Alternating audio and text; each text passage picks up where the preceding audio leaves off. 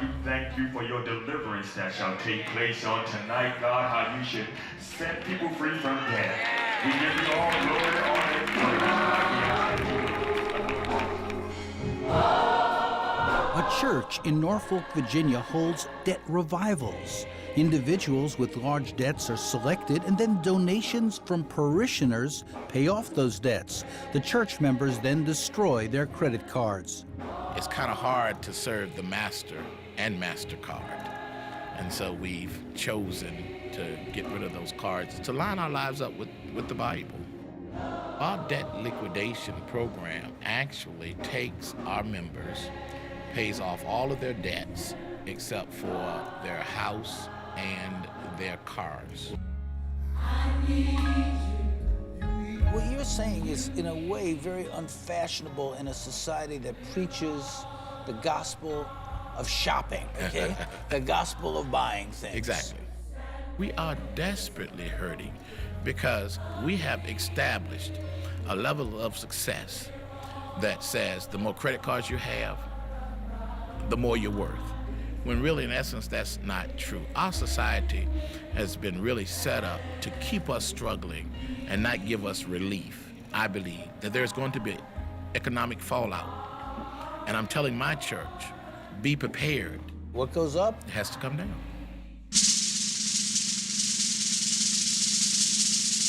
To Chase and to Wachovia, Wells Fargo, Sally Mae, to MasterCard and Citibank, and also B of A. American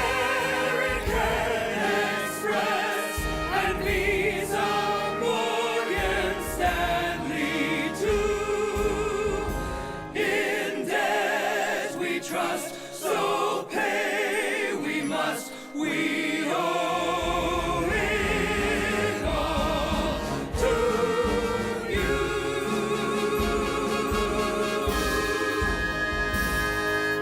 I pledge allegiance to the card of the United States of Credit, one nation under debt, with bankruptcies, late fees, and high interest for all. Credit. We can't live without it, and many of us can't live with it. In fact, right now, the United States of America and its people are kept alive by all the money we borrow. It's been called the democratization of credit, but for many, it leads to the democratization of dependency. Just look at all the ads on TV selling us more ways to take out loans. Behind our formal institutions, and more powerful than our politicians, is a hidden financial complex driving what the country's leading academic expert on the issue, Robert Manning, dubs our credit card nation. We're seeing people who are dependent on credit. We're seeing them trying to struggle and make their minimum payments, where their ability to pursue the American dream is how much credit the bank is going to offer them. Hey, it's only money. Other people's money, or what we call OPM. We're all living beyond our means. We're all living on credit. We're all living with debt, and it's growing every single day. The national savings rate is now 0. Americans spend more than we earn. It's never been like that before. And I have to deal with it also. I have mortgages. I have credit cards. I have all kinds of other loans. Meanwhile, my savings account is shrinking away. I started to make this film about other people's problems, and I realized it was about me too. I'm facing a credit squeeze that is as personal as it is political. The question, can we even live without credit cards? At some point in your life, you need them. You need them to rent cars, you need them to rent hotel rooms. They provide a valuable service. Look at me, man. Stop sending me credit card letters, man. I don't want any more credit cards. I already have bad credit. To investigate this clandestine world masked by terms like proprietary information, we will tour this nation within a nation to meet some of the experts, advocates, and activists who can demystify a web of unchecked power that often determines where we live, how we live, and if we live at all. It's about people being taken advantage of. It's about losing the American dream. I couldn't bring myself to file bankruptcy because I wanted to pay everybody. I didn't want to just like say, oh, well, you're out of your money, you're beat. We visited the Capitol in Washington, D.C. and found a congresswoman outraged by the power of industry lobbyists. What you have here is an atrocity, a calamity, a collapse of the, I guess, the sympathy that American government should have for its people, because we've simply allowed the credit card giants to walk over us. While the Atlanta-based former governor of Georgia says the whole country is being ripped off without knowing it.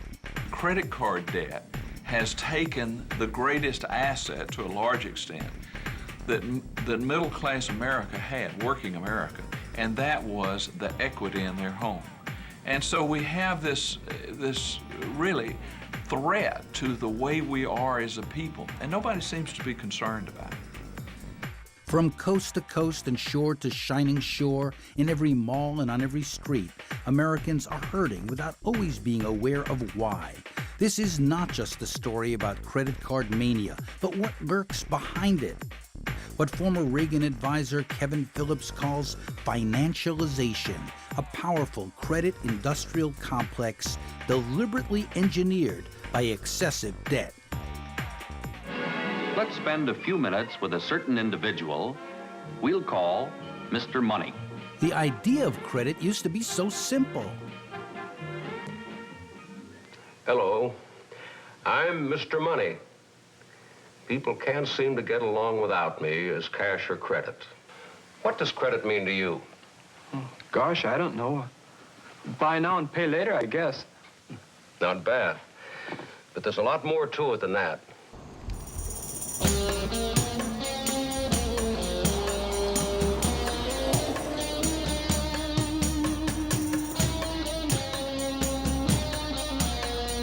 Today's our first day of freshman orientation. Over 2,000 freshmen from all over the country, and in fact all over the world, are here. Some have a little bit more familiarity of managing their own personal finances than others. And I start off here with an antique savings bank. We used to train children to enjoy savings. Today we're training them to enjoy how to spend. We're in the fight to save people's lives. People are getting into debt. I mean, every day that's just way beyond what they can handle. When you meet someone that's 18, 19 years old and they're telling you how they're, $15,000, $20,000 in credit card debt, no one ever sat them down and explained, what it was like to try to get a job if your credit score was really messed up. I get the feeling a lot of times working with Dr. Manning that we're David and the credit card companies are Goliath. They have the mass media campaigns behind them, the lobbyists in Washington, D.C., and all we have is the truth. Manning's lecture the next day packs them in, a sign of widespread alarm about so many kids leaving college with an average of $20,000 of debt. Of this issue? Well, many of you probably have forgotten that the American Revolution was largely driven by the great American planners that were heavily in debt to European banks, and they had very onerous terms. And they recognized that they could not financially prosper under such outrageous financial demands. So part of the American Revolution was to break enslavement from financial debt. We just constantly are getting bombarded from the credit card companies, and it's like, don't send it, I don't want it. My daughter got one the other day, $5,000, and she's never had anything. So would you counsel for or against getting a credit card? I think every student should get a credit card. But if their parents will not co-sign and they don't have an independent source of income, it should be capped at $500.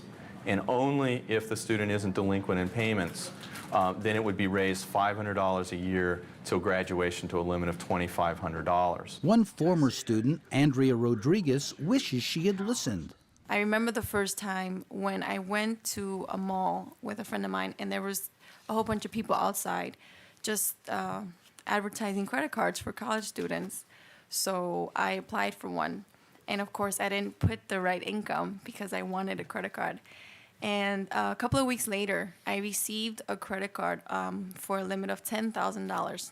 So I went out and I spent and I spent and I spent. At that time, I was not making any kind of money. Soon she was in way over her head.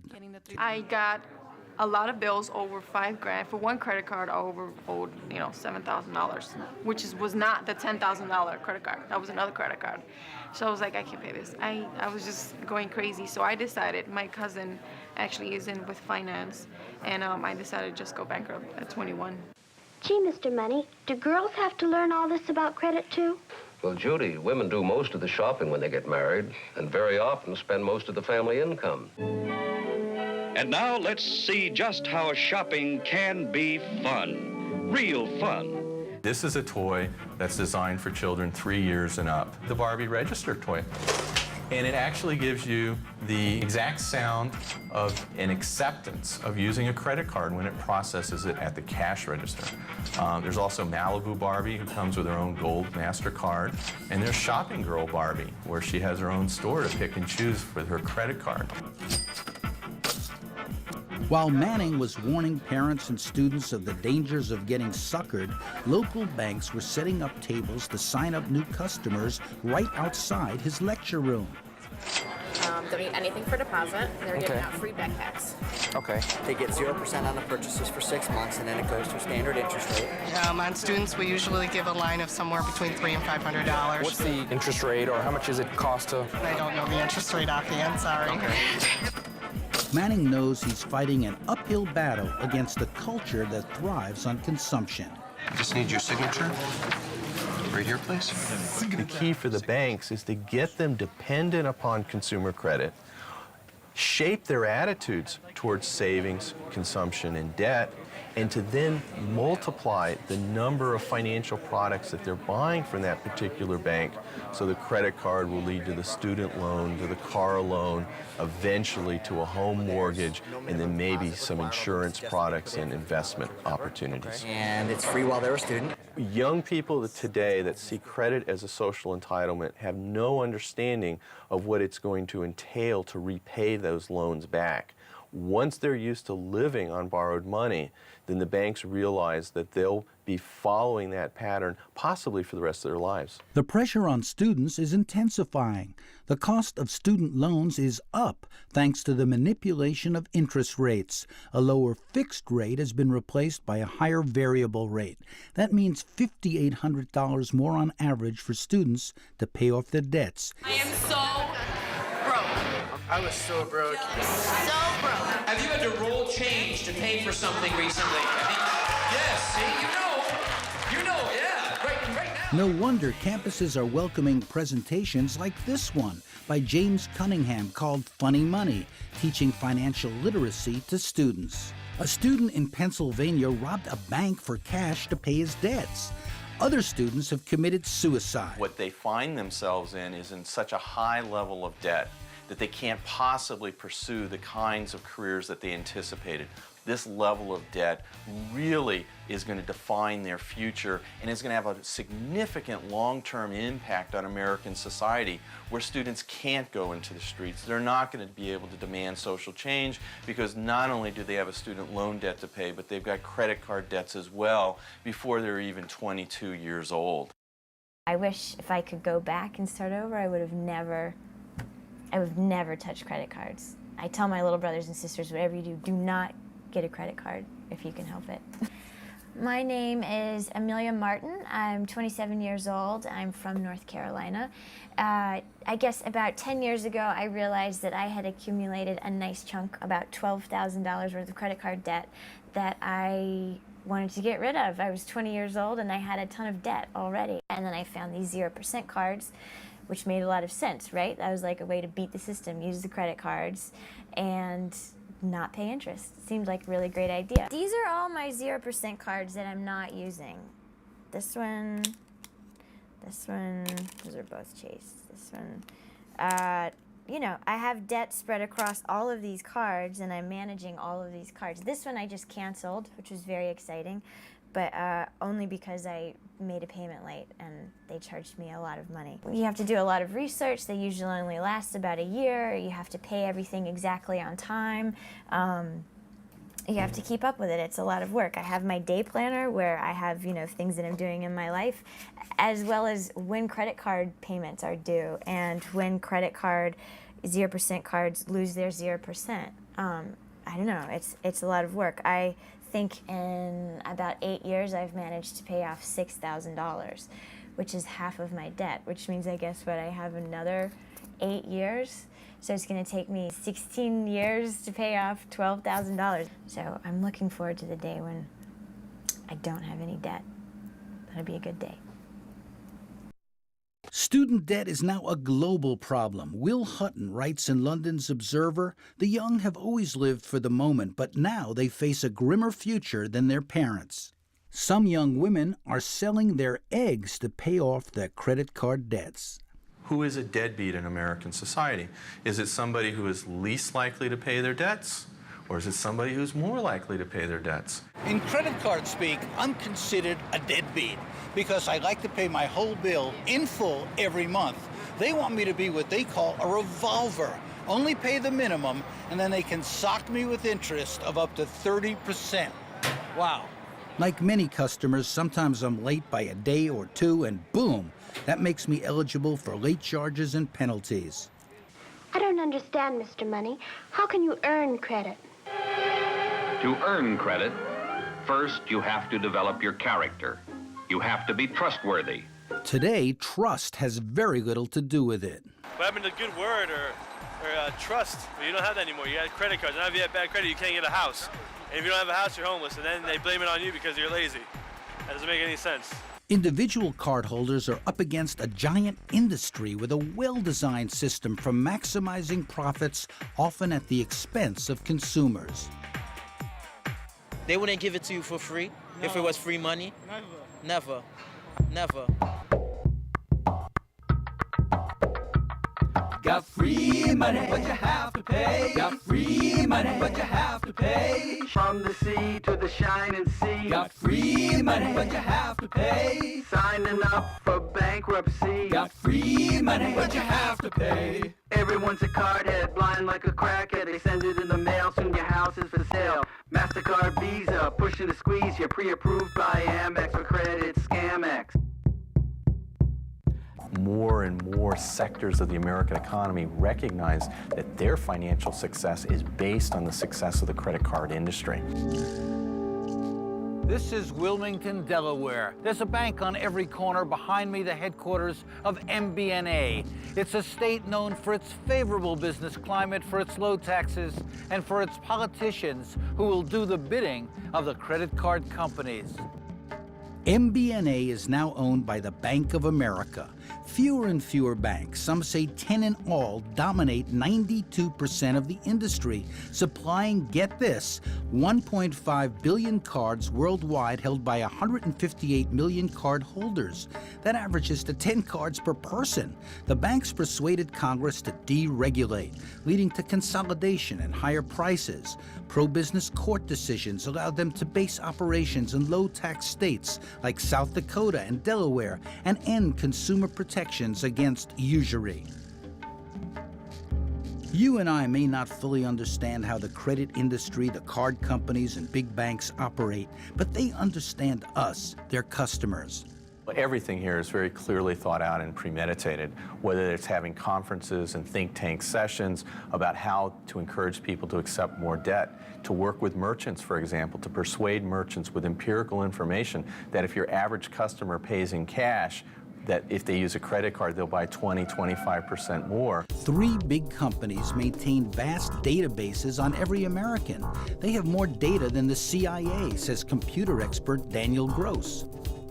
The credit card system as a whole is a huge threat to our freedom. But the really great threat isn't so much these corporations as our nonchalance in the face of the power they have over us. It's our indifference, our negligence, our ignorance that gives them their power and that makes them dangerous to us. Gross showed us how these companies present themselves.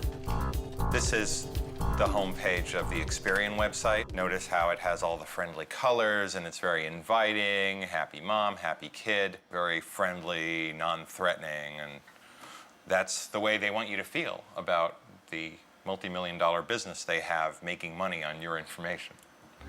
We hear a lot about identity fraud and credit card scams against individuals, but not about fines and lawsuits against unethical practices by credit card companies, including deceptive advertising and improper fees.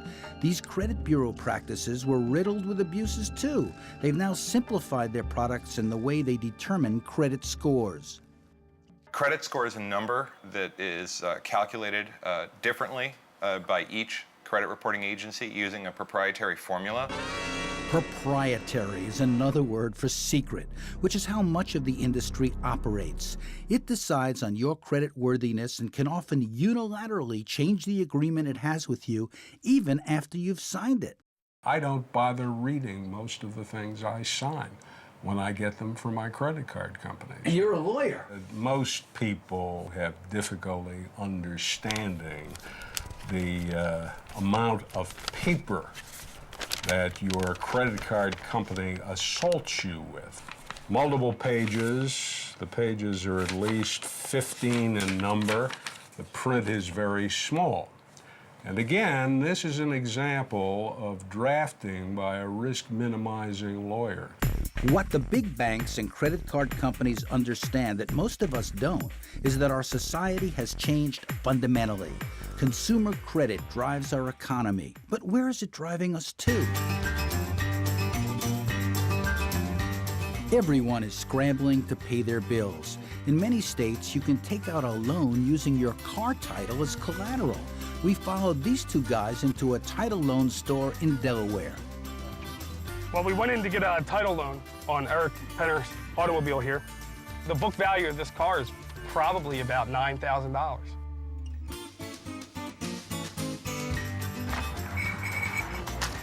For your vehicle, the most we'll be able to do, if we can have proof of income, is $1,100. $1,100? Mm-hmm. And then what has to, then what's? Well, we have an interest 25%. 25%? It charges a 25% interest for a 30-day loan. So our interest for 30 days came to $296.86, plus charges a $65 processing fee. And they already automatically assumed that we wouldn't be able to pay it back in 30 days, so that only leads you to believe that it's a regular occurring situation. After 60 days, we will be charged an extra 25% on the loan, and then they charge you interest on the interest. $750 of interest. That's a ridiculous amount of money. You lose a car worth $9,000 for not paying back $1,850 in 60 days. That's the decision you have to make. And so many Americans find themselves in our current economy in a situation where they need to make these decisions and they need to borrow their money. Hi, Mom. Hey. Hey, Gracie. My name's Michelle Best. I'm 32. This is my husband, Marcel, and this is our command central. We have 2 kids, 1 job, and a lot of debt. Basically, we started out trying with the best of intentions, trying to keep our monthly bills low, and we got this American Express card. We had $15,000 in the bank. Both of us were working, and then... I was completely against the credit card thing from the first. Well, then you quickly... Well, no. To me, like, you know, just credit cards, you want something, you save the money, you buy it. Because you know what happens at the end here. You pay them extra money. But then when you go from 2 kids... and no job and 1 job from 2 jobs and no kids, then you can't afford groceries. You can't afford things like shoes and clothes and things that you need. So I'm at home all the time. He's working, and I become in charge of the things we need. I come from an upper middle class family. I'm used to a certain level of income, and when the money dropped out, then that's where we went to credit cards. And we started out with this American Express card because he wanted to pay it off. And we lived for about a year completely in the black. Always paid it off. Paying it off. Struggling sometimes. In the last 4 years, this has jumped to $16,615, which is $615 over its credit limit, which means that every month we pay $234.41 in finance charges. Just on this one. We have 2 more. We pay for things like our computer on 18 months, same as cash. We use Christmas tips, whatever, to cover these.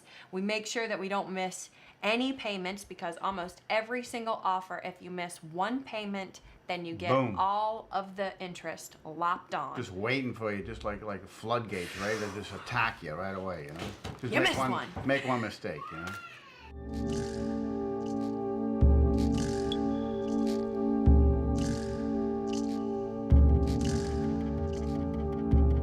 In 2005, the top 10 credit card companies spent over $2 billion on advertising and marketing. These are the offers that we got this week. The DMV's in on it because now I can pay Most for... of these don't even make it up the stairs because I ripped them up and throw them directly into the To trash, which they're recycle. getting very clever with. They make it so difficult to rip these things up right away. They're I really swear to God, heavy. I don't know what they do to them now, but you can't just rip them. So you got to go like, you know, This do is- different ways. Important information for Marcel's finances from the company who just gave me my last card. And also my dog at home, Guinness Best, he gets pre-approved for credit cards through my family's Just house. wanted to see if it would happen. Which- My it dog. happened. It happened. Guinness Best, who since died, but He's very still, poor, no pun intended. but he still does get pre-approved credit cards in the mail, even having been deceased for a year. My deceased yellow lab, Yeah. Guinness. I asked Steve Barnett, who worked on advertising for Citibank's credit card division, about the way the companies market credit cards. American Express discovered that a major problem that they had was that their credit card customer was getting older and older. They were not attracting younger people. And so they decided to make a card that would appeal to younger people, the Blue Card. And in fact, it was successful. Look at the MasterCard ads. Program in the first, $4. You'll see a MasterCard ad that shows a family going to a baseball game and paying for the hot dogs and the tickets and you know, all this costs a certain amount of money and you can do it with MasterCard. But what is the real meaning of the evening? It's the family together and it is priceless. Now, think about that advertisement. This is an advertisement urging spending. And the trick in the advertisement, which is oh so clever, is to say the point of this all is it's priceless. It's really not concerned about money. It's concerned about you as an intact, wonderful, caring family. You know, you as an intact, wonderful, caring family can go to some park and play softball with your kids too. You don't have to spend, you know, $180 to go to a ball game. Bankruptcy lawyer Charles Juntica. People act on those commercials. Those commercials have real influence. They are done scientifically to get into your unconscious mind. The priceless campaign, which you see in many of the MasterCard ads, is brilliant because what they're saying is this credit card, this is not a way to get you in debt. This is not a way to cause you to overspend. This is a way to reinforce your values, your deepest beliefs. Their identity is based on their credit cards. Even the color of the plastic that they use now identifies them within a rank order of the credit card nation. Gold, silver, platinum, titanium. Everybody's identity now is what their transaction, whether it goes through, whether it's been accepted, whether it's been rejected. The card itself says something about who you are. So that if now you're a senior executive and you're taking out an American Express green card, there's a perceived disjunction between who you are and what that card is. And the credit card issuer says, wow, that's wonderful. I can issue a platinum card. Well, then the platinum card becomes too widespread. I can issue a black card. The black card is the extraordinary, super elite card of American Express for people who charge approximately $300,000 a year. Need a pricey watch or an exclusive hotel? American Express even publishes this glossy magazine just for wealthy cardholders. It's chock full of high-priced luxury products. And you can literally have a helicopter and have a private shopping spree in Macy's with your personal shopper. And of course, you never have to check and see what the total bill is. It'll all be itemized for you for American Express. P.S. The more fancy and elite a credit card is, the more money is made from that credit card. After years of getting unwanted, unsolicited credit card solicitations in my mailbox at home, I come to the office and what happens? I'm being spammed to death with more solicitations in my inbox on email. Less than perfect credit will match you with the right lender, unsecured gold MasterCard credit card. It just doesn't stop. And where are the commercials that say, don't use credit cards? If you use a credit card, pay it off in 30 days, or else you'll pay outlandish interest. Where are those commercials? They don't exist. Something like this? Making priceless commercials. Tens of millions. Making a film about credit card abuses. Tens of thousands. Getting hooked on credit cards. Overpriced. Creating awareness of the problem, priceless. There are some things money can't buy. For everything else, there's 29% interest. The companies say that if people are misled, it's because they aren't paying attention. They distinguish between bad credit and good credit and call for consumer responsibility. To help you make it. Your choice, your chase. Today, there are more choices and more complexity about these loan products than ever before. And Doug Lebda founded LendingTree.com, a big internet-based lender. And not only complexity in terms of the products, but also in terms of how to use them wisely. And all of this comes at a time when we as Americans are expected to take more financial and personal responsibility for our financial futures than did generations in the past. Doug is right. Consumers are confused, but the companies thrive on that confusion too. The focus seems to be on individual responsibility. What is the responsibility of the industry here? This is an incredibly complex world that we're living in with very, very complex products, and obviously the stakes are extremely high.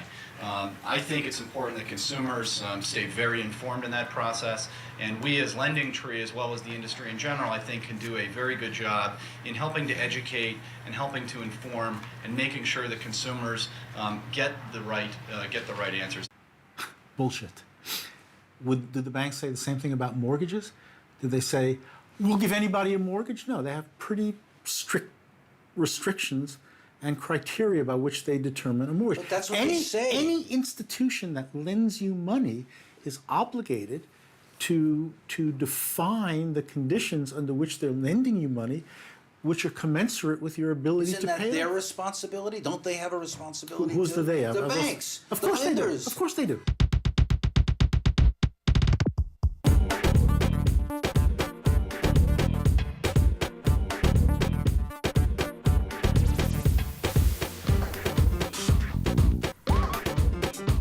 We're doomed to shop till we drop. Two-thirds of our economy is based on consumption, which leads to a rather petrifying paradox.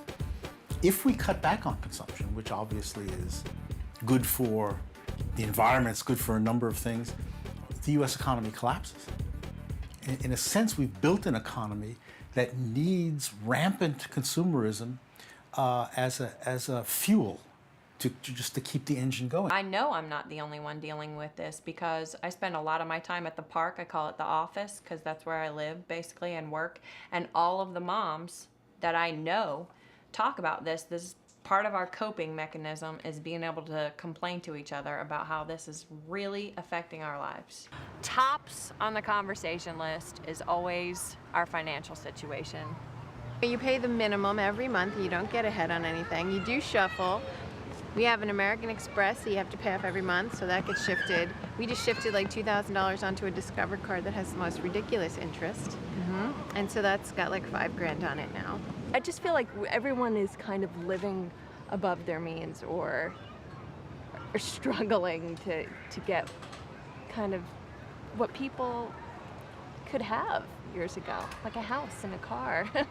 We're so used to spending beyond what we actually have that the possibility that we could end up with nothing just doesn't seem real because when we don't have anything, we just charge it. I mean, anything can happen if people are spending fake money, getting into debt up to their eyeballs. I mean, anything can happen. It's always Christmas time for Visa. MasterCard gets presents every day. They're happy as can be when we discover 'neath our tree the finance charge that never goes away. As of Christmas 2005, the national debt stood at $8,179,165,267,626.42. Break that down, and each American share comes to $27,439.48, and that's per person. I'm going to be screwed. I don't like that at all. This debt increases on average $2.83 billion per day. The payments that we're making are the gift that keeps on taking and leaves us buried deeper every year.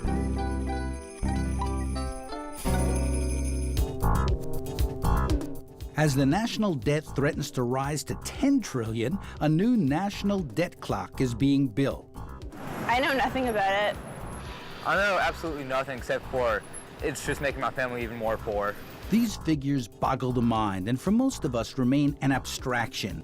Few understand who is really responsible for this debt or what can be done about it.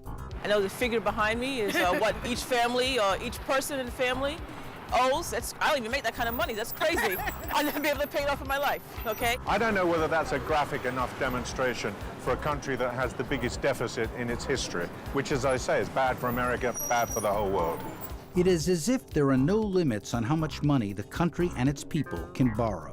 The irony, capitalist America is in debt to communist China to the tune of over $200 billion, the largest amount owed to any country. They're never going to be repaid.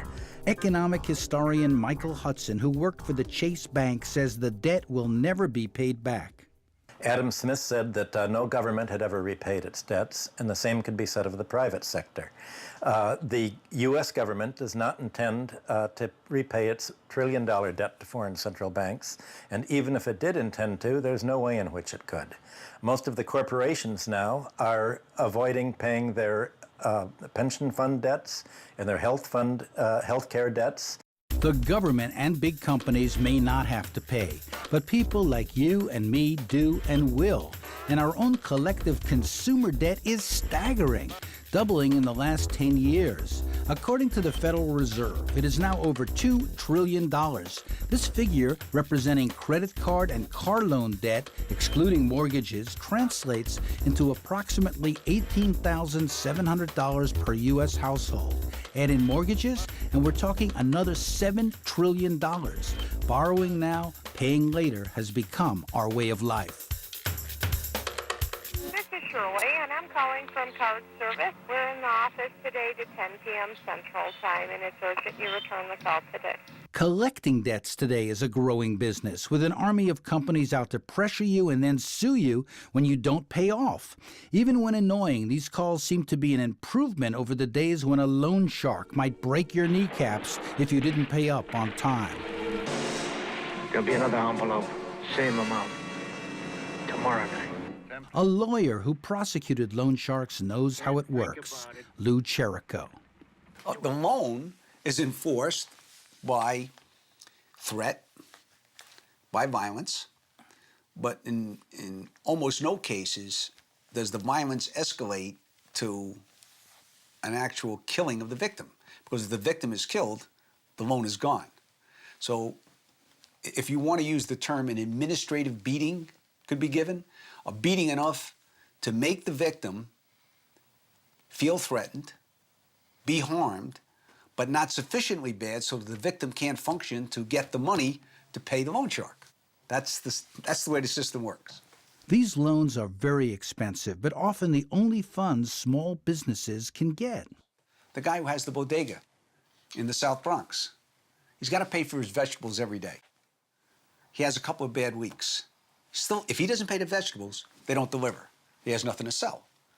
So he goes down the street to his local bar, where his local loan shark hangs out, and he says, listen, I need $3,000 for a week. The guy says, I'm going to charge you $500.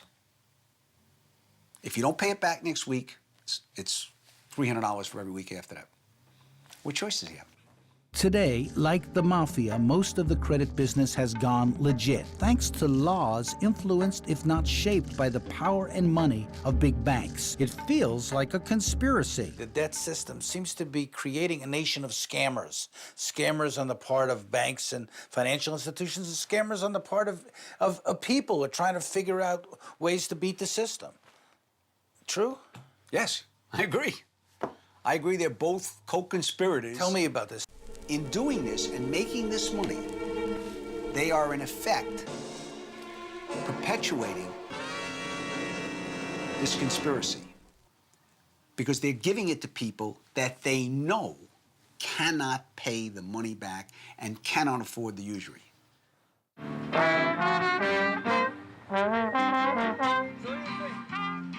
In front of a bank, musicians play Shop Around, an old song with a new relevance. Everybody seems to be in debt. Everybody seems to be behind in their bills. I am myself. Why is that, do you think? Well, taxes are sky high. Everything's going up, and we're not making any more money in our work. I mean, it's not coinciding with the rate of things going up. But the government says we've never had it better. Government don't know what they're talking about. What's that? They don't live out in the streets yet.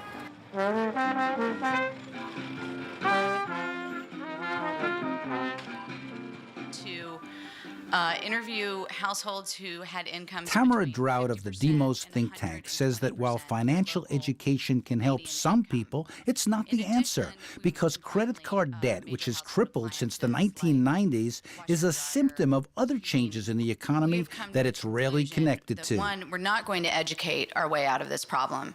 Financial education is wonderful, and we need to do more of it, but what's driving a lot of the debt among these households is not a lack of budgeting or a lack of financial savvy.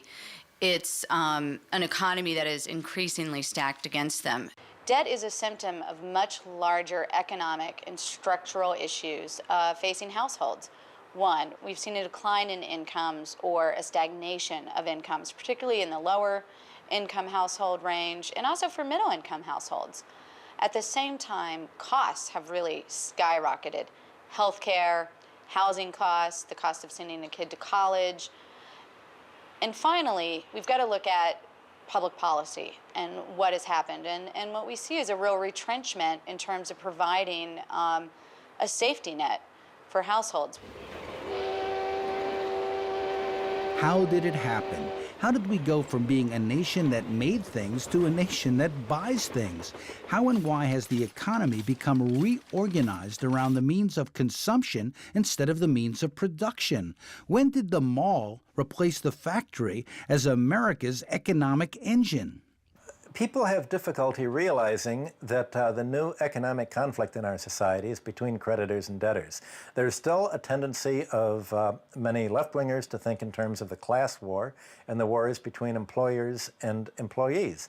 But the real economic war, where all the money is being made, is between creditors and debtors, because that's a free lunch. Credit and debt are transforming our industrial economy into one based on financial services and service providers. As the gap between the haves and the have-nots deepens, having property is often considered the only way to build wealth. The real estate economy is the centerpiece of the American economy. If anybody wonders why the American economy has survived the last half dozen years, it is because the centerpiece real estate economy has done so well. And isn't credit really central to that, and debt? Indeed. You do not purchase a high-priced home to live in, typically, without borrowing to buy.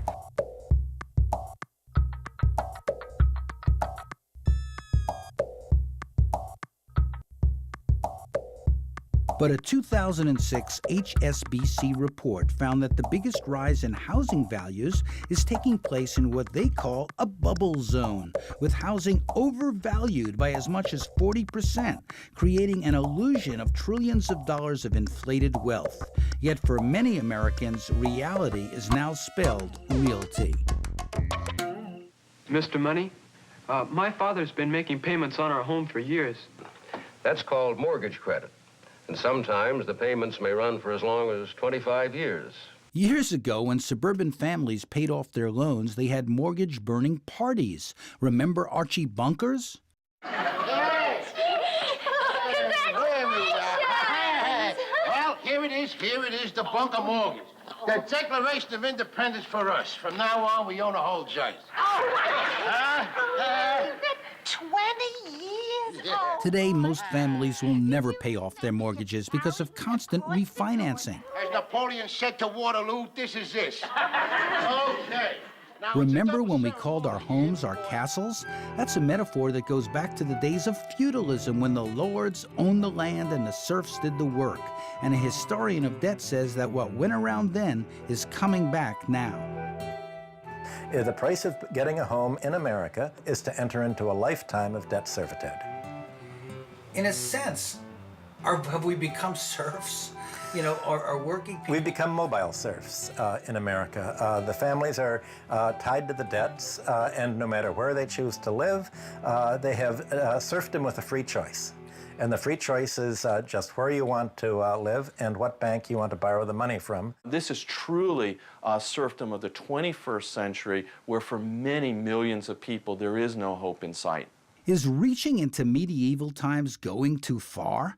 Not to Congresswoman Sheila Jackson Lee, who has been crusading on these issues. Feudal lords reigned, and I believe that if we don't take an SOS moment, like the stop sign at the end of the block, we're going to, if you will, throw throngs, thousands, millions of Americans into a debt that they'll never reach out of. And we also will change the whole fabric of society. It will not be the haves and have-nots. It'll be the giants and the little people. Historically, there were debtors' prisons.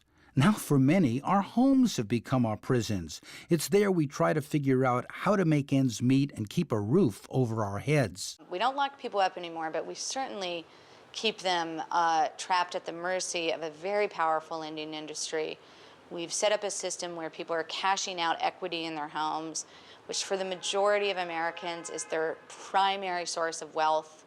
They're using that to chase down better interest rates because they're being ripped off by a credit card industry. We've really left people with nowhere to turn for help. Officials in the know take these parallels literally. If there's a truth-telling hero in Washington on this issue, it's this man, David Walker, our Comptroller General, who audits all federal budgets. He's been called Dr. Gloom for comparing the USA today to ancient Rome before its decline. In a 2005 report to Congress, this high-level official warns, continuing on this unsustainable path will gradually erode, if not suddenly damage our economy, our standard of living, and ultimately our national security. The financial analysts behind this new book on debt say an epic financial crisis is coming. In the 1920s, one of the things that brought about the Depression, among others, was this exuberance, this foolishness in the investment of speculative stocks. Listen, I think the next great economic crisis in this nation is going to be brought about by the debt load and the high rates of interest that are charged from it. It is shocking to me that intelligent people, educated people, have not taken time to think about this. We cannot sustain over an extended period of time these high levels of debt, particularly at high rates of interest. Because what will happen is that whenever it comes to an end, and there is an end to the amount of credit. In other words, when it gets so leveraged, it will create an economic crisis so deep that it'll threaten us as a nation. Republicans worry too. Reagan conservative Bruce Bartlett charges that the Bush administration bankrupted America. He fears a market crash when the housing bubble bursts. One of the scary things for me is that there's probably close to $1 trillion of approved credit that's sitting either in people's pockets or somewhere in their house. And what I mean by that is credit cards, no fee, that they have been issued that they're not using. Now, if the economy develops more difficulties and people have to take those cards out of their drawers or wherever they're keeping them, and they start to use them, that credit's already been approved. This is high risk, quite dangerous credit, but before somebody loses their home or has to take their kid out of school, they're going to burn through all the approved credit that exists. It is scary, and I think it could be the next bubble after the housing bubble.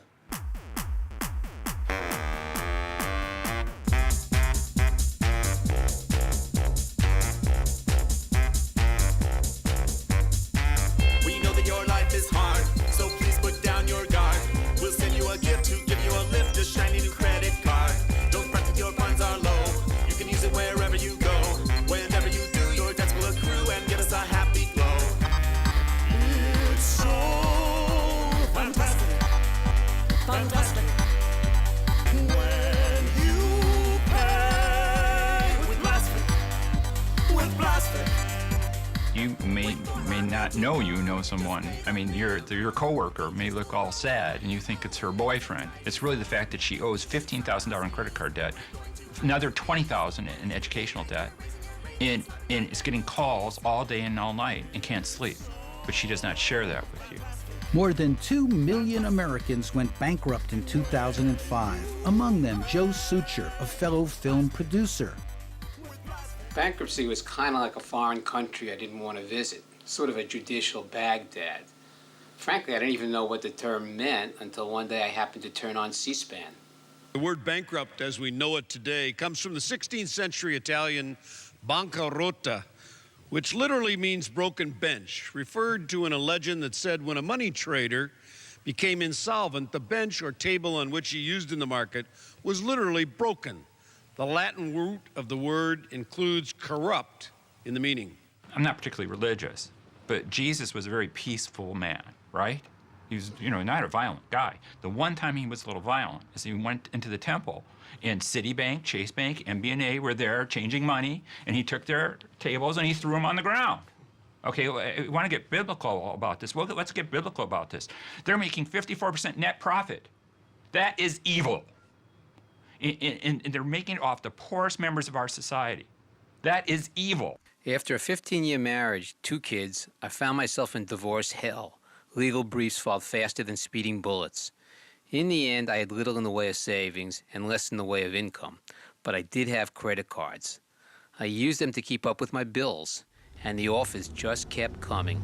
Low APR, put more muscle into your account, balance transfers. I needed to pay the mortgage, child support, home equity. I was over my head and I began missing payments. Soon the offers turned to threats. We're attempting to reach you because we need to speak to you. I received an email from my people saying that we need to get in contact with you, and hopefully you get this message, you can return my call. There is a stigma to filing bankruptcy, and really the credit card industry counts on that stigma because most of our clients, they wait 3 to 6 years before they file. They only come when they can't take it anymore. They come in shaking. They haven't slept for months. In this weird financial netherworld, I was discovering all sorts of seamy and slimy little profit niches. The attorneys, the debt collectors, the lingo and language all coded under ambiguous phrases like skip tracing, scrubbing. One company even advertised the profit potential offered by bankrupt individuals even if they were dead. So from research I had done, I knew that there were credit card giants like MBNA putting a lot of money into efforts to write legislation to revise the old bankruptcy bill. And I knew that there were Congress people like Chuck Grassley and Orrin Hatch, frankly, who were using a lot of scare tactics in order to get this bill passed.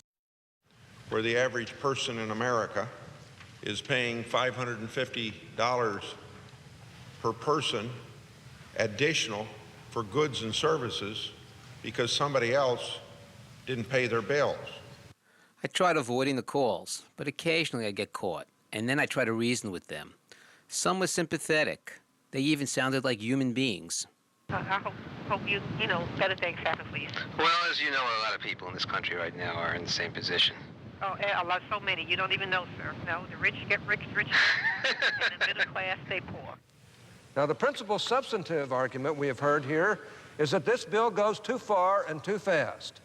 This really is just the same old song that we've heard now for 8 solid years as we've tried to put this bill together, and it has always had huge bipartisan support. That's bipartisan support, Democrat and Republican support. $5 billion. $5 billion to the credit card companies. That's what this bill is all about. Where do you think it comes from? People who have gone into bankruptcy. Who are those people? They are the people that have the heart attacks. They are the men and women whose jobs have been outsourced. They're the mothers, the single moms who aren't getting paid back on alimony and child care support. Those are the people that are being hurt. Kennedy won people's hearts, but the credit card industry won the vote. Bankruptcy reform passed, and President Bush quickly signed it into law. In 6 months, it would take effect.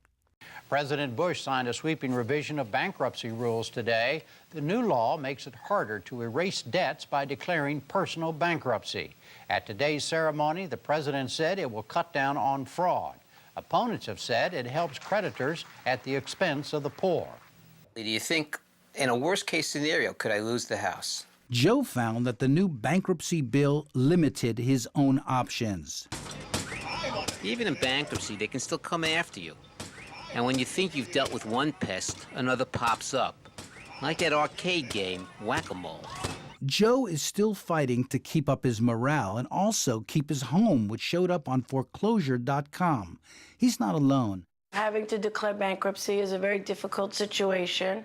Lorraine Bracco, who plays the therapist on the Sopranos TV show, went through a similar ordeal. You know, bankruptcy is very expensive. The attorney fees are a fortune. I blamed myself for getting myself in this situation. We think every actress or movie star or every rich person has no problems. And we're just like everybody else. If the bankruptcy laws become more difficult, you're going to find that the banks and the financial lenders all of a sudden will be saddled with assets, houses, whatever they can recover, that they really don't want, and they're going to have a lot of trouble disposing of. There has to be a reduction in the level of consumerism. As people essentially go under in various ways, that triggers a vicious cycle of even more economic collapse. Now you have almost the perfect storm.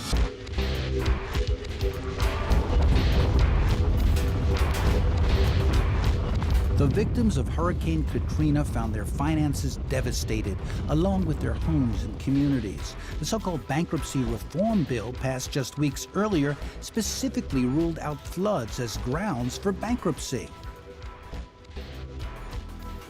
3 years ago, you might have been a homeowner in New Orleans. Your husband might have been working. You might have been working. Today, you've lost everything. The bankruptcy bill would, in essence, force you out of the bankruptcy courts because 2 years ago, you're well-to-do middle-class people. When the levees, they are leaking and the storm has hit you hard, help is on the way, my friend, they send you a credit card. You can live in a posh hotel room with Granny and Cousin Bud till you reach your credit limit, then you're back in the rain and mud. Give me a little more plastic. Many people get behind on their credit cards when family emergencies like health crises, job loss, and divorces occur. Sometimes you can't anticipate what is the unimaginable. David Aguilar's business came crashing down with the World Trade Center. He had financed it on credit cards. As business slowed, he could no longer pay back. He was forced into bankruptcy. The situation forced me to close the business.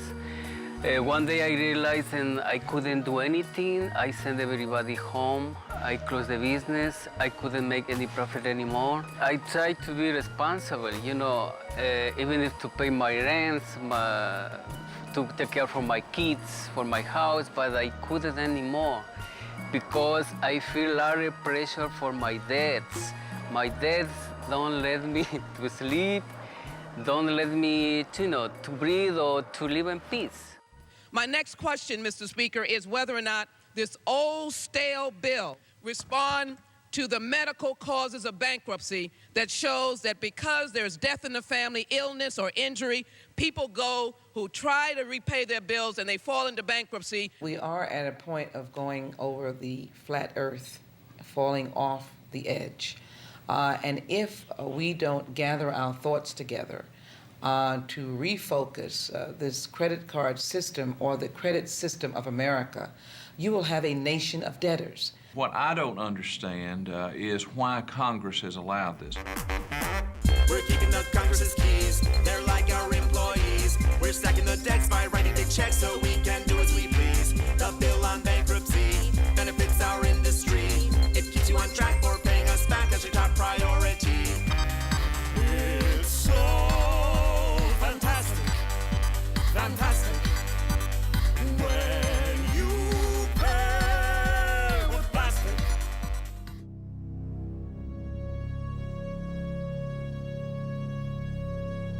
The halls of Congress, quiet, clean, official. Here's where the people's business supposedly gets done. How does money dictate policy in Washington? Well, it's unfortunate, but obviously it buys media time. It also buys constant mail efforts. And also, obviously, you support candidates who will ultimately come to the United States Congress who may vote your way. The largest contributors to political campaigns in America are the financial institutions. The second largest contributors are large real estate developers.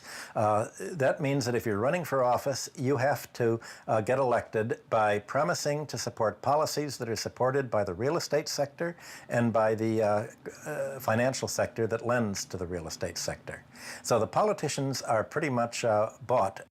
And the credit card industry is the leading profit engine of the banking industry, generating pre-tax earnings of over $30 billion annually.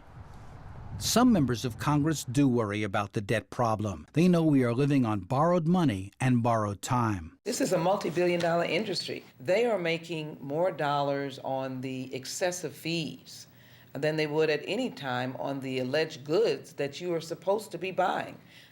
This is, of course, a calamity waiting for the Congress to wake up and provide some relief. Some have stood up to the card companies in fiery hearings.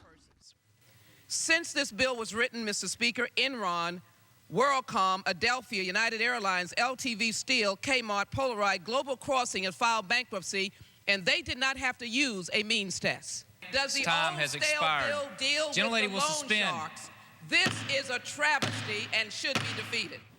Well, you know, when you spend upwards of $4 million, and I think that was a low number by the credit card companies, to get their bill, if you will, this was one of the more well-funded legislative initiatives that has probably come through the United States Congress. It's much worse than even Congresswoman Jackson Lee realizes. This new book reports that the bank spent $36 million lobbying on the bankruptcy bill. Credit card companies added another $13 million. Accounting firms put in another $6 million. And business associations added almost $100 million. That's $154 million in all just to get one bill passed. Ohio's Bob Ney is among the leading Congress members backing industry-supported bills to undercut or preempt the power of states to regulate high-interest loans. His days in office may be limited because of his links to the scandal involving super lobbyist Jack Abramoff. Most of the protections of debtors are now to be found in the library. You can go and you can find the old legislation and the old laws, but part of the idea of free markets means that you've taken away the protection of people. Travis Plunkett is a veteran lobbyist for consumers, trying to counterbalance well-funded industry influence peddling. This is the Hart Senate office building. A lot of the discussion, a lot of the wheeling and dealing isn't done on the floor of the Senate or the floor of the House. It's done in these office buildings or in restaurants nearby. And the major decisions regarding whether legislation is green-lighted or red-lighted they all, that's all done behind the scenes. Yeah, lobbying is to a large extent personal relationships. Former Georgia Governor Roy Barnes encountered bipartisan lobbying to scuttle a predatory loan reform bill he signed. He said the credit card industry used personal pressure. They hire very good lobbyists who have long-standing relationships. One of the lobbyists that was hired in some of the predatory lending was one of my best friends, and they knew that. Most of the lobbyists work from Washington's K Street in the law firms and government affairs offices of big companies. Some serve the 10 banks that control the credit card industry and do its bidding on Capitol Hill. The congressional committees that regulate the industry are usually dominated by members from the states where the credit card companies and other banks operate. It's not a partisan issue. Both sides, Democrats and Republicans, have fallen into this protection of an industry that I don't really believe needs protection. That's bipartisan support, Democrat and Republican support. The people who listened to the credit card companies, ignored consumer organizations and women's groups and civil rights groups and unions, and passed a very harsh bankruptcy law, came from both parties, both Republican and Democrat. So it is not a partisan issue. Well, what we've seen with this kind of financialization of the American economy, where the democratic system and so many democratic institutions have been co-opted and literally bought by the financial service industry, is that we're seeing a big backlash from the American people. Up against the industry's economic clout and political access, you have a handful of consumer advocates, like the Center for Responsible Lending's Josh Nasser. For every time that I'm able to meet with a member of Congress, most times that member of Congress has met with tons of industry people already. Most people think most policies are decided inside the Congress, Right. Like you see on C-SPAN. But what really goes on up here in terms of, these issues we're discussing? Well, the truth is that a lot of decisions that are made here by the members of Congress, and a lot of the conversations that the lobbyists have with the members of Congress, are made in clubs like here, which is the National Republican Club, Capitol Hill Club over here. And there are tons of fundraisers every night, and this is where the lobbyists really get one-on-one time with the members of Congress. And a lot of decisions are made, a lot of deals are cut in these buildings right here, not in the Capitol. When the lobbyists come in, what do they bring with them? Well, they have to make a contribution to attend. A lot of times it's, $500 to $1,000 per individual, per event.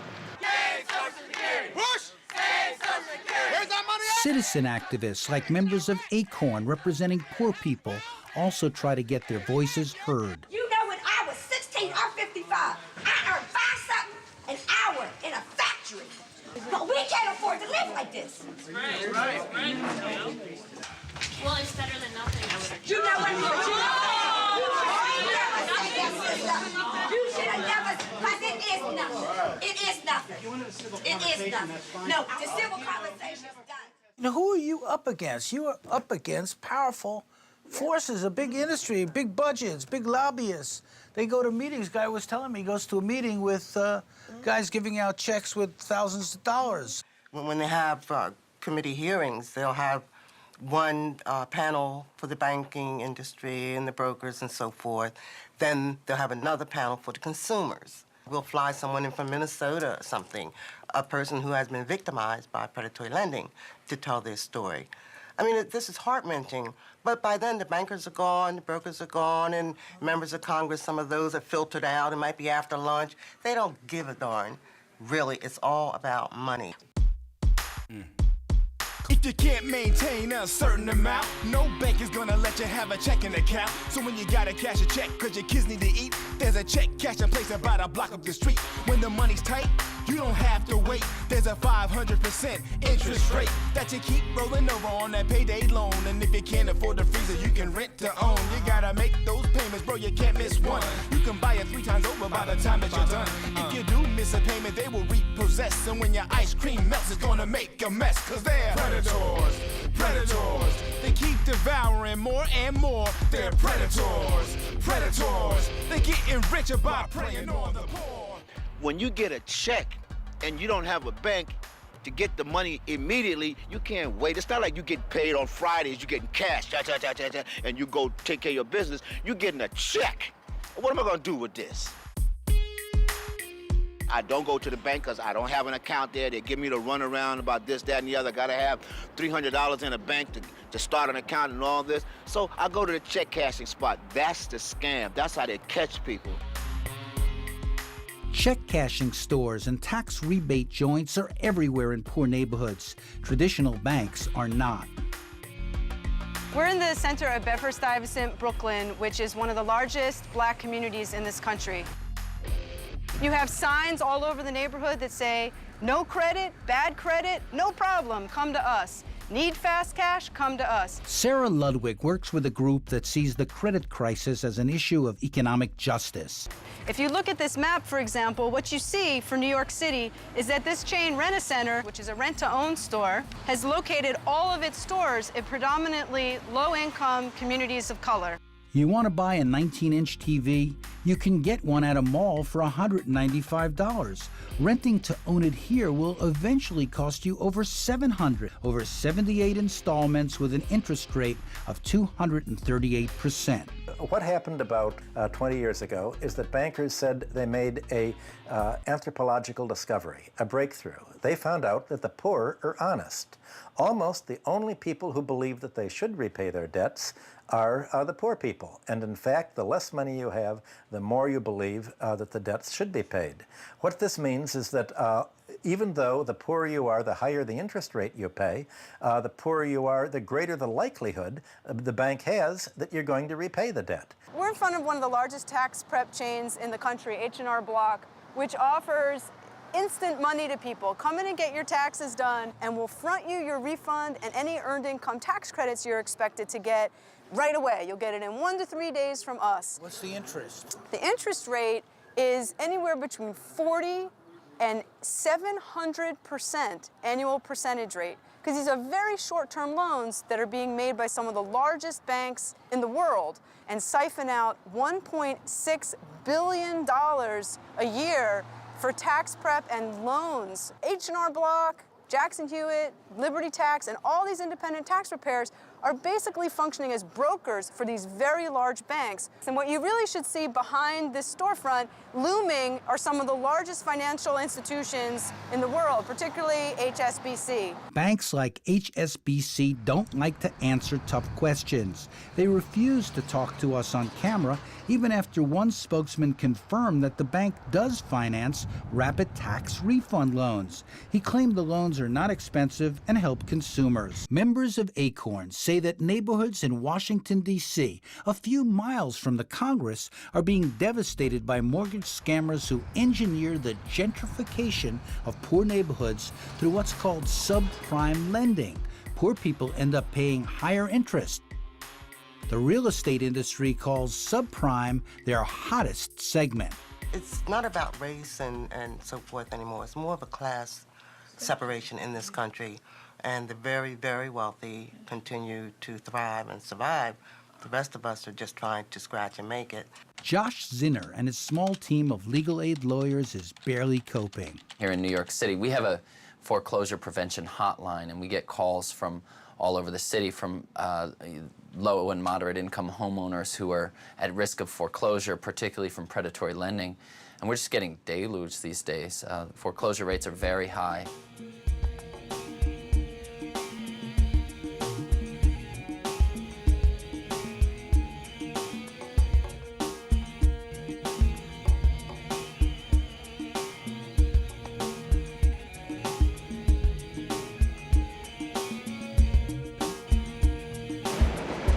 Welcome to Bushwick in Brooklyn, an area the New York Times calls the hot new neighborhood, in a real estate story that does not describe local suffering. Rick Echevarria's community organization is fighting to help people stay in their homes. Debt is profitable. One of the questions that we're often asked is, well, Rick, how is it that a bank would lend $600,000 or $800,000 on a property that's only worth $300,000 or $400,000? I mean, what are they going to do if the mortgage borrower doesn't pay the mortgage? And we explained to them the first lender is selling the debt and being completely reimbursed. So there's no risk for them. They're selling these mortgages into the secondary market through Wall Street. So what they're doing is they're having these mortgages, basically selling hundreds of millions of dollars worth of these mortgages into these securitization trusts. I will guarantee you that if you own a house or an apartment, that the bank that issued you your mortgage is not the bank that holds your mortgage today. The severity of the problem of home mortgage lending in a predatory way may be quantified in the following terms. You are talking in recent years of a problem that every year transfers hundreds of billions of dollars. Hundreds of billions? Hundreds of billions of dollars. You said billions. I said billions, not millions, from the pockets of the poor to people who are far better positioned than their so-called victims. That's what happened to the Fayez family. They trusted one of these scammers who demanded their house deed when they took out a loan. The family was soon dispossessed and out on the street. Their ordeal was so shocking that it made the newspapers. When the marshal came, my children was having lunch on a Wednesday, the coldest day in January, and said, "You have 10 minutes to leave." My children have suffered nightmares. My son Daniel would hide under the seat of the car when he will see a police officer. You know, they still remember what they were having for lunch, what they had in the microwave that was left there. They could not even pack their things. Here I am, a hard-working mother of 4 at the time, not wanting to go on welfare. I'm sure they will pay a rent for us and give us food, but that's not our ambition. Wanting to keep our house as an inheritance for our children, it's not something wrong. And we weren't well educated as to how swift and conniving these people are. That's what happened to Mary Pashkovitz. She teared up as she told me her story in front of the home she grew up in South Philadelphia. She lost it to a fraudulent home improvement scam. It was very hard. I lost my father in this house. It upsets me. It upsets me immensely. I haven't been back around here for a while. This is your place still in your heart. Yeah. Yeah, it is. My father died in this house, and he never wanted me to lose it. And I feel like I failed him, too.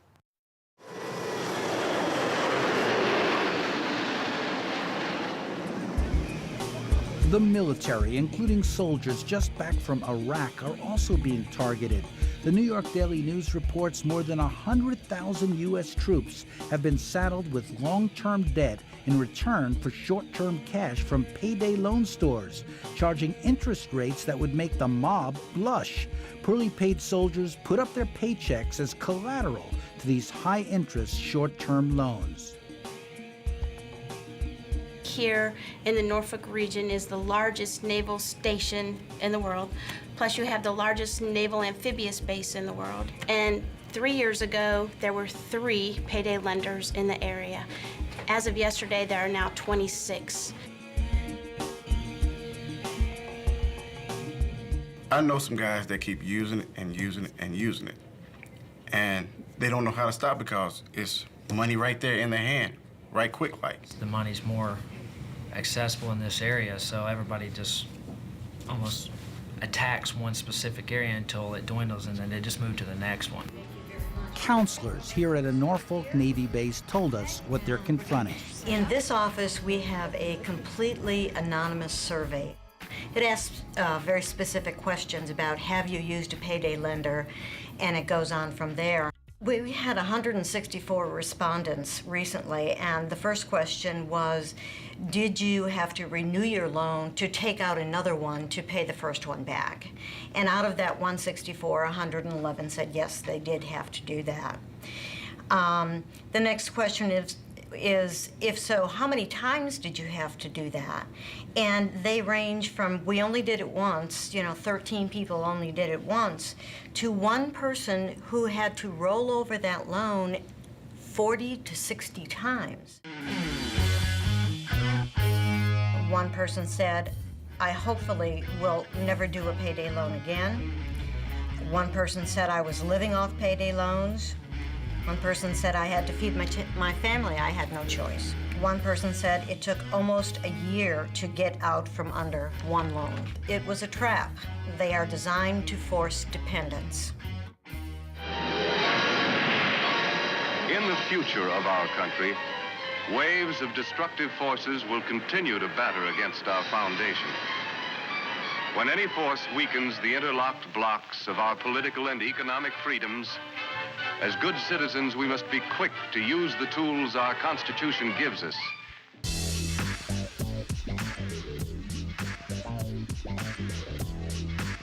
We have people come into our office look like this all the time. They're going, hey, dude, can you get me out? There's 90% of the marriages end on money problems. Conservatives like Nashville radio host Dave Ramsey encourage cutting up your credit cards. These things are gone forever. We're gonna have a vasectomy. We're gonna discover freedom, baby. That's right. We're gonna get rid of the titanium card, right? Oh, out of here, baby. Bank of America. Yeah, I got an American flag in my car. That'll do me just fine, thank you very much. Here's a platinum card. Capital One, let's make it into 2. What do you think? Right? This has been going on long enough. Evil triumphs when good men do nothing. We can stop this conspiracy by disregarding the advertising, disregarding the hype, and disregarding the easy way out to take money that when you borrow it, you know in your heart, you know you can't pay that money back. People make mistakes. We all make mistakes. We're only human. The second chance comes when the judge turns around and says, Miss Bracco, you have used this system in the right way. Congratulations. I hope for you a brighter future. In Atlanta and other communities, there are public access TV shows focused on educating consumers. We have in America a system of financial apartheid. Legal aid lawyer Bill Brennan uses his show to denounce ripoffs and urge communities to fight back.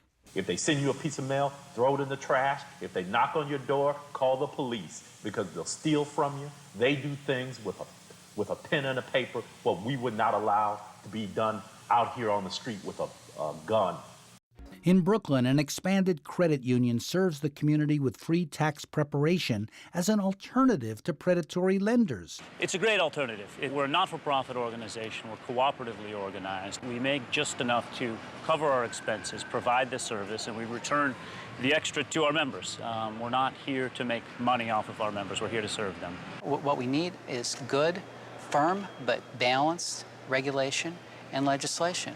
We can't get it in Congress. It is very clear that the hope for the future is help at the state level with state legislatures and state attorney generals and nonprofit and community groups that are organizing and entering together with consumer organizations and demanding a fair and more equitable society where the cost of credit is based on what the true cost really is. All the problems that we're seeing are just ripe for a really large organizing effort, and that it really, cries out for people to band together, because this is affecting so many of us, and it just needs to be identified, I think, as an issue that many of us can rally around.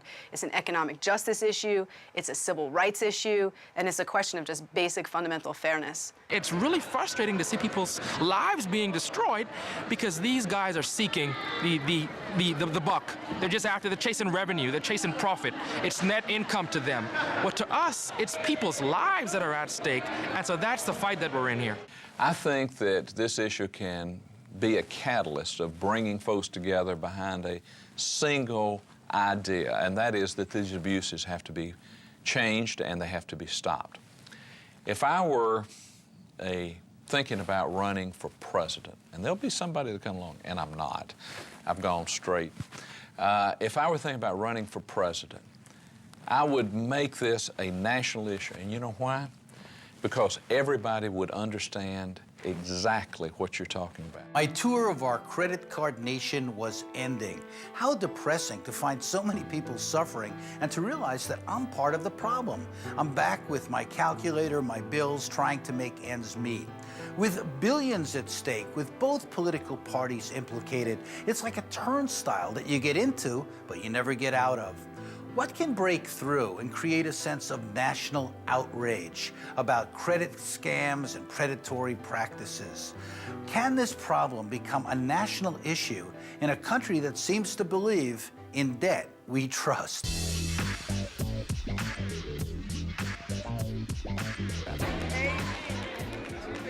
Some household would be freed tonight. Yes. From the burden of debt. Yes.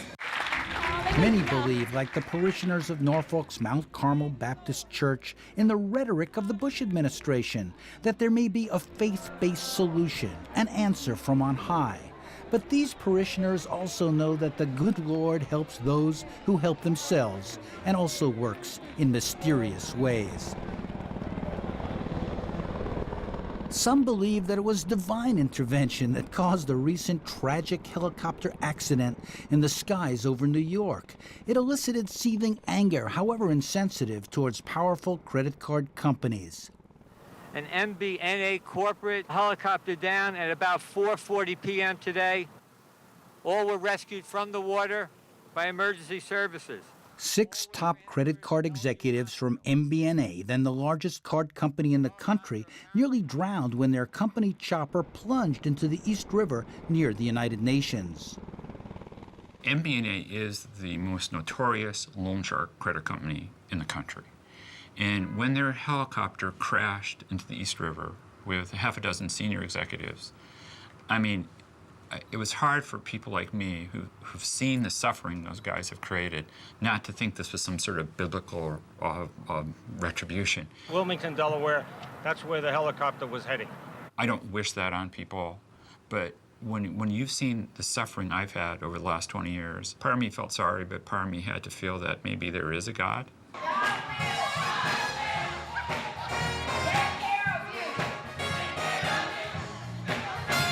Back in the South, like in Norfolk, Virginia, where the civil rights movement is remembered, a new cry for liberation is being heard. I see this as a movement towards liberation. And that's all the civil rights was about, liberating people. What he's teaching us is being free from the enemy, which is debt. We have a president who says he believes in faith-based solutions. Yeah, I heard. Now, you have one. But Exactly. They're not listening in Washington, are they? No, they aren't. They aren't. And so it has to start on this local level, and people like you and other people who are concerned about our problem keep voicing it, then the people, I believe, will catch on. Sammy is out of debt.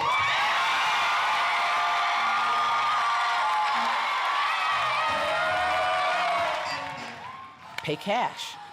Get rid of your credit cards. Cut them up.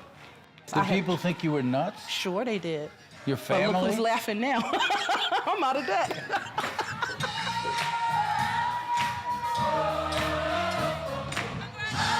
In the end, it will take a coming together of all segments of the American people, poor and middle class, white and black, left and right, to press the politicians and the financial institutions for liberation from debt before the bubble bursts.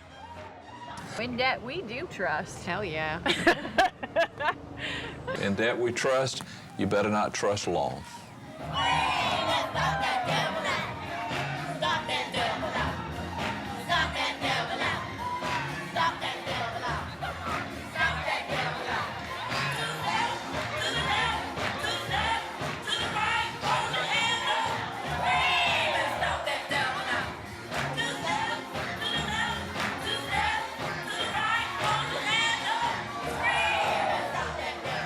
Government is in the red, big time.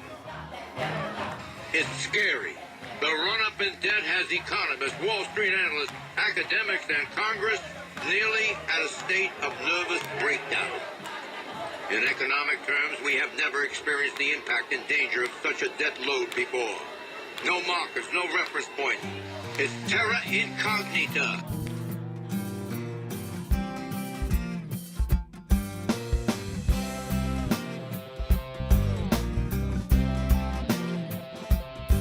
You got free money, but you have to pay. You got free money, but you have to pay. Oh, gee, our time's up already, Mr. Money. To benefit from the many credit services available throughout the country, every consumer should understand the wise use of credit. You have to pay. You got